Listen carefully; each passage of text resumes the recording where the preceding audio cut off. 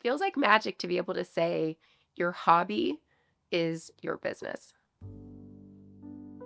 My name is Anna Amejko, and I'm the artist behind Amejko Artistry here in Bend, Oregon. I do a sort of unique mixed media where I combo wood canvases and wool fiber to create beautiful woven tapestries.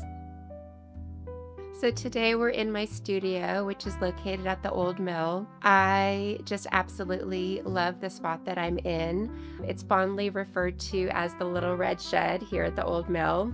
It's got quite a bit of fun history. I think it's about 100 years old or so, and it dates back to the logging days here on the river. So it's definitely rustic. There's sometimes little holes in the walls, as you can see, but I just love it. I love that it has a unique character and history, and it's absolutely perfect for my needs and what I do in here. I get to have a little bit of a gallery space and also roll up my sleeves and get down to making my art.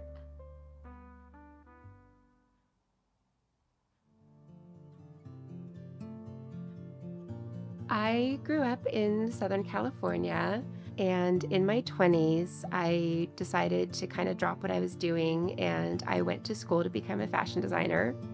I knew right away that I wanted to be involved in swimwear. And so eventually I ended up getting a dream job working for one of the big surf companies. And that was just so fantastic. I feel like it still to this day inspires what I do. I got to travel the world and do all these amazing inspiration trips, and it was just a really fantastic time. One thing kind of led to another, and one of the craziest decisions of my life happened, and I found myself dropping my old career, moving here to Bend. It was all just a very scary thing, but it also felt very right, like something was leading me here. I was struggling a little bit with not knowing what I was going to do next in life. And honestly, I was just kind of roaming around town and I found myself at this antique shop one day. And I ran across this really rustic wooden bowl, and someone had come in and drilled holes along the rim and then taken a really rough twine and just kind of decoratively gone through the holes. And I sat there and I stared at that bowl for quite a long time.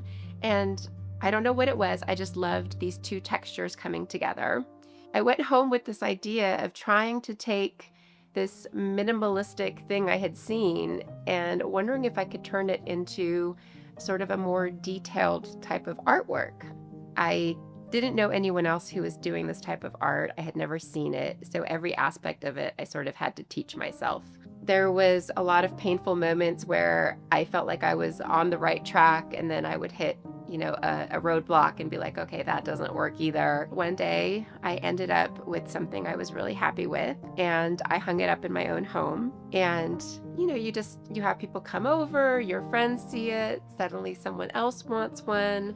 In the meantime, I really still saw this just as a fun hobby. And it literally took a close friend of mine to point at my artwork and be like, hello, maybe this could be your next career. I just thought, no, like who does that for a living? That's just too good to be true. It felt like, how could I take this thing that is really essentially just therapeutic for me and like a hobby and turn that into a business?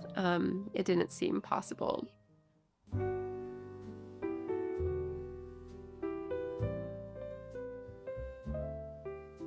A typical day in the studio for me involves me opening the door and honestly rolling up my sleeves and just getting right into the work. I'm always probably working on at least two or three different pieces.